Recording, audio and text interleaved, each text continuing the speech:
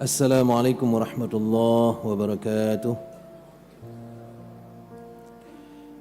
Innal hamdalillah nahmaduhu wa nasta'inuhu wa nastaghfiruh wa na'udzu billahi min shururi anfusina wa min sayyiati a'malina. May yahdihillahu fala mudilla lahu wa may yudlil fala hadiya lahu. Allahumma shalli wa sallim ala sayyidina Muhammadin wa ala alihi wa sahbihi wa man tabi'ahu ila yaumil qiyamah. Ibu bapak sidang jamaah Isya, Tarawih dan Witir yang dirahmati Allah Subhanahu wa taala. Tak henti-henti kita memanjatkan rasa syukur kita kepada Allah Subhanahu wa taala atas nikmat yang Allah berikan kepada kita.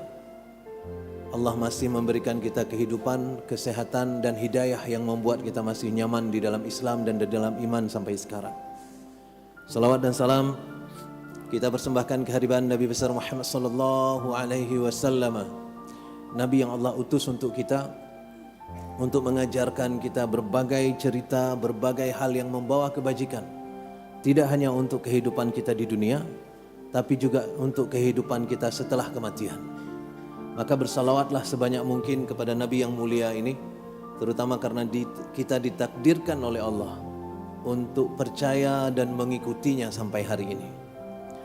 Sidang jamaah Isya, Tarawih dan Witir yang dirahmati Allah Subhanahu wa taala, salah satu yang diajarkan oleh Nabi yang mulia ini adalah bahwa kita satu sama lain saling mempengaruhi.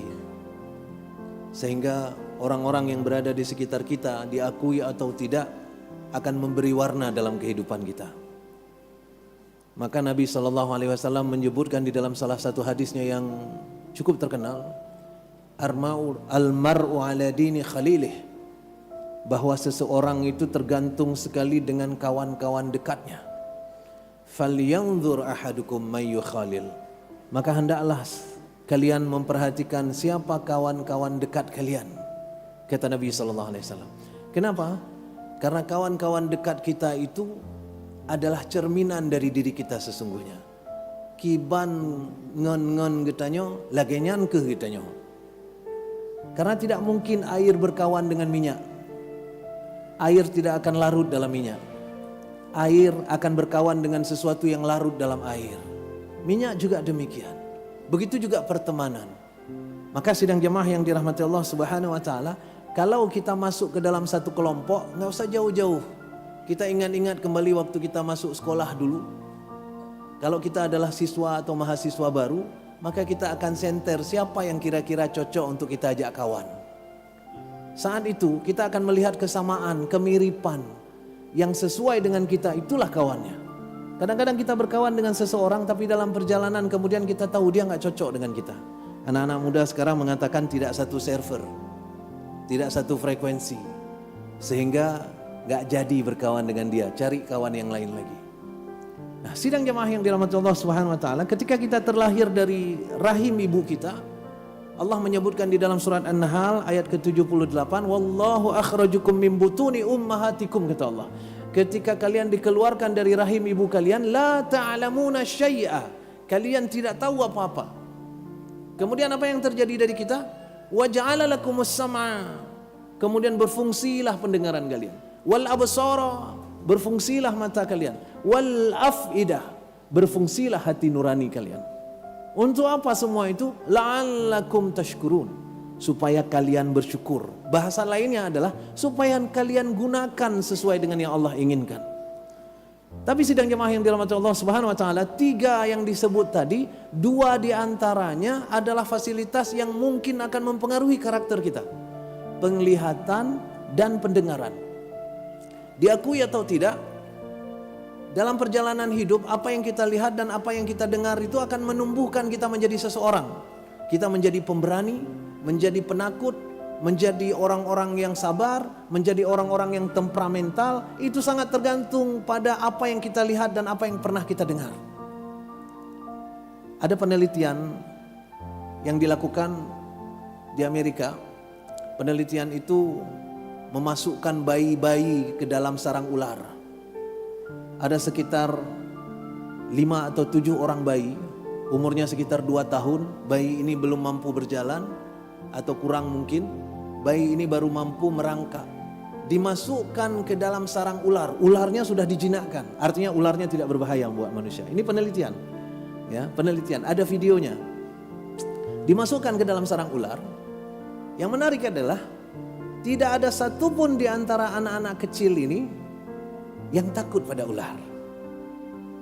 Mereka santai saja di dalam. Ular bahkan bergerak-gerak di atas kaki mereka, naik ke atas tubuh mereka. Tidak ada yang teriak, tidak ada yang keluar dari ruangan, tidak ada yang menangis, tidak ada yang ketakutan. Tidak ada satu orang pun. Yang menjerit-jerit di luar adalah mama si bayi. Mama si bayi melihat dari kaca, menjerit-jerit dia. Kenapa? Karena anaknya sedang dinaiki oleh ular. Ada beberapa anak kecil bahkan menarik-narik kepala ular. Ular ditarik-tarik sama dia, tapi tidak terjadi apa-apa. Maknanya apa? Kenapa anak kecil itu tidak takut sama ular? Karena dia belum pernah menyaksikan dan belum pernah mendengar ada orang yang kemudian diberi bahaya buruk oleh ular. Orang-orang yang kemudian muncul menjadi takut pada ular, pasti dia sudah punya pengalaman tentang ular. Bisa jadi dia melihat seseorang yang digigit ular, bisa jadi dia mendengar cerita tentang ular, atau dia sendiri pernah dikejar sama ular. Maka sidang jamaah yang dirahmati Allah Subhanahu wa taala, pengalaman, apa yang kita lihat, apa yang kita dengar itu sangat signifikan mempengaruhi karakter kita kemudian. Waktu saya masih di kampung, salah satu permainan kami adalah mengejar ular. Ula bentung. Ula bentung UBB anak jaro itu ada banyak di sawah. Karena anak kampung beda dengan anak kota. Anak kampung itu enggak ada permainan. Kamu main wateu jeun, ya kan? Wateu jeun main. Lamblang main. Lamblang puyang na lamblang man. Puna yang lamblang, ula, uka ke hulanya main, ya. Kami main dengan ular. Bagaimana cara main dengan ular? Kami kejar ular itu. Kalau dapat, maka ular itu kami tarik. Namanya juga anak kecil ini sadis sedikit, jangan diikuti. Kami tarik sehingga ular itu putus ininya, tulang belakangnya. Kemudian kami lepas lagi, nggak bisa jalan lagi ularnya. Begitu zolimnya kami dulu. Karena kita tidak tahu mana yang benar, mana yang salah. Tapi yang menarik yang ingin saya sampaikan adalah anak-anak kecil lain yang melihat kami lakukan itu juga ikut mengejar ular. Kenapa? Karena dia tidak melihat ular itu sebagai sesuatu yang perlu ditakutkan. Jadi sidang jamaah yang dirahmati Allah Subhanahu wa taala, apa yang kita ingin buktikan di sini bahwa apa yang kita lihat, apa yang kita dengar itu akan mempengaruhi siapa kita kemudian. Orang yang menjadi penakut itu pasti sesuatu menakut-nakutinya sebelumnya. Orang yang menjadi pemberani pasti ada sesuatu yang membuat dia berani kemudian. Dan sidang jamaah yang dirahmati Allah, apa yang mempengaruhi karakter kita? Dua yang disebut oleh Allah. Sam'a wal absara. Apa yang kita dengar dan apa yang kita lihat. Itu sebabnya Allah kasih sensornya kemudian. Apa sensornya? Afidah. Maka 3 modalnya Allah kasih. Yang pertama sam'a, yang kedua absara, yang ketiga afidah. Afidah itu berada di dalam hati nurani yang paling dalam, itu untuk mengontrol apa yang kita lihat dan apa yang kita dengar. Supaya kita dalam perjalanan kemudian bisa menyaring. Ini bagian yang aku dengar yang sebaiknya jangan dimasukkan ke dalam, tapi dibuang. Ini bagian yang aku lihat yang seharusnya segera dibuang. Jangan dimainkan, jangan dimasukkan ke dalam. Siapa yang menentukan itu? Afidah. Afidah yang menentukan itu. Nah, sidang jamaah yang dirahmati Allah Subhanahu wa taala, hari ini dengan perkembangan internet yang luar biasa, kita menjadi melihat lebih banyak dan mendengar lebih banyak daripada biasanya. Kalau biasanya orang Banda Aceh hanya melihat dan mendengar kejadian di Banda Aceh saja. Sekarang orang Banda Aceh sudah mendengar kejadian Rusia Ukraina. Sekarang orang-orang di Banda Aceh sudah mendengar Palestina. Sekarang orang-orang di Banda Aceh sudah mendengar kemarin itu perang saudara di Syria. Sekarang orang-orang Banda Aceh sudah mendengar kebakaran di Amerika. Sekarang orang Banda Aceh mendengar seluruh dunia kita bisa dengar. Jangan kira apa yang kita dengar, apa yang kita saksikan di media sosial itu tidak mempengaruhi jiwa kita. Semuanya mempengaruhi jiwa kita. Itu sebabnya hari ini banyak sekali orang-orang yang mengalami sakit jiwa. Tapi tidak benar-benar sakit jiwa, hana payah kurung maksudnya. Ya. Tapi sakit jiwa, macam model sakit jiwanya. Ada yang NPD, apa NPD itu? Narcissistic Personality Disorder. itu orang-orang yang kegilaan narsis. Dia tidak bisa dikritik oleh orang.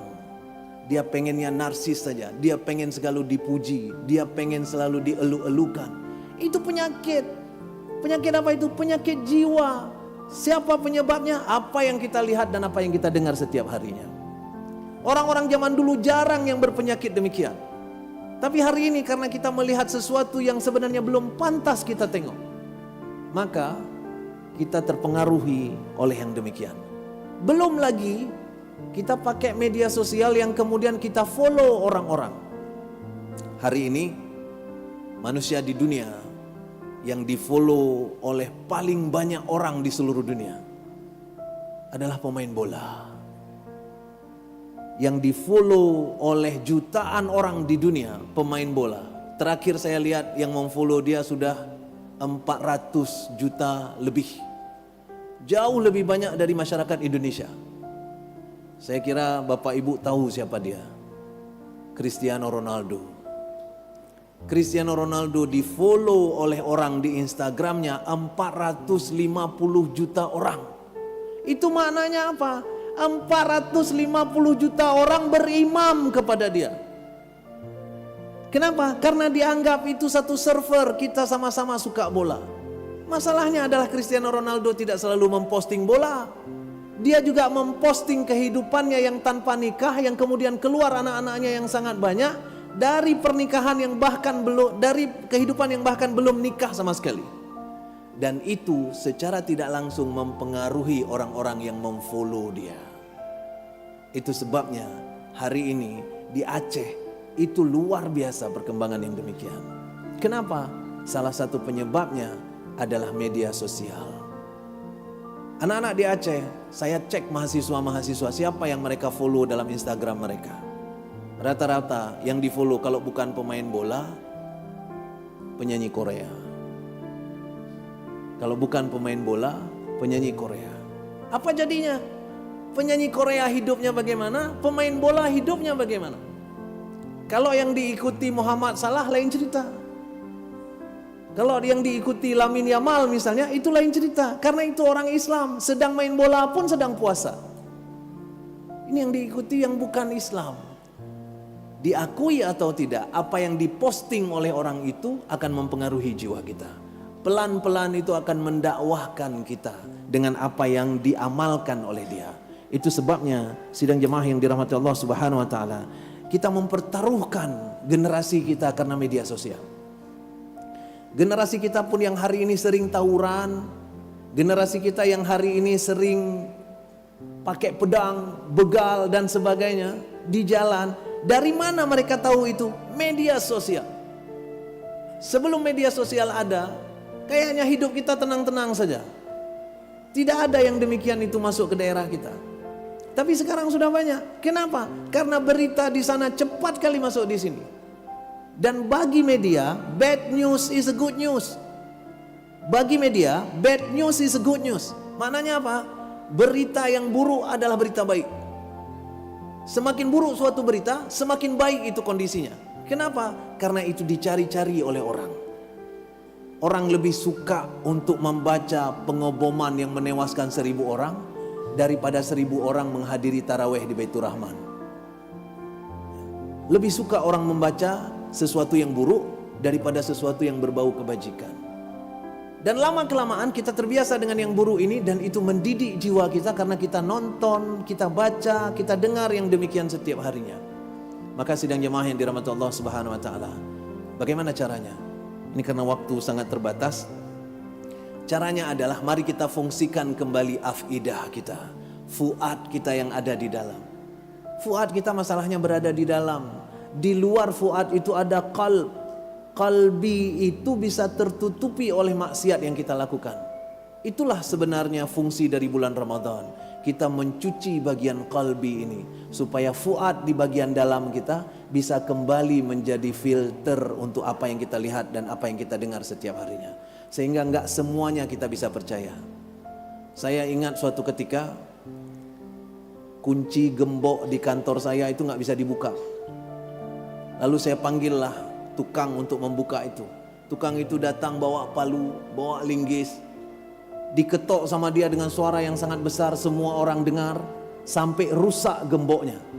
Saya bilang sama dia, kenapa rumit sekali? Kemudian saya tampakkan sama dia, kalau di YouTube mudah kayak gini, pakai magnet langsung terbuka. Apa kata teman saya itu?